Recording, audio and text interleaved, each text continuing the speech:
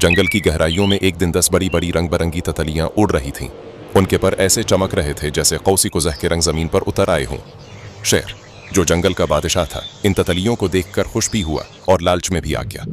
उसने सोचा, ये तितलियां अगर मेरे पंजों में आ जाएं तो मजा ही आ जाएगा। शेर ने झपटकर एक तितली पकड़ने की कोशिश की, लेकिन तितलियां चालाक थीं। वो कभी ऊपर, कभी नीचे, कभी दाएं, कभी बाएं उड़ जाते।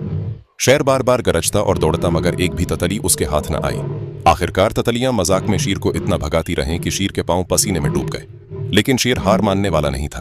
उसने जंगल के दूसरे दरिंदों को आवाज दी, ऐ भेड़िए, ऐ रीछ, ऐ बंदरों, आओ अन तितलियों को पकड़ते हैं। सब दरिंदे इकट्ठे हो गए और भाग दौड़ शुरू कर दी।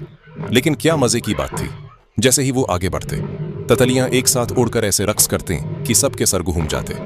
बंदर चहलांगी मारते थक गए, रीछ हाँप गया, भेड़िया लड़क गया, मगर तितलियां अब भी आजाद थीं।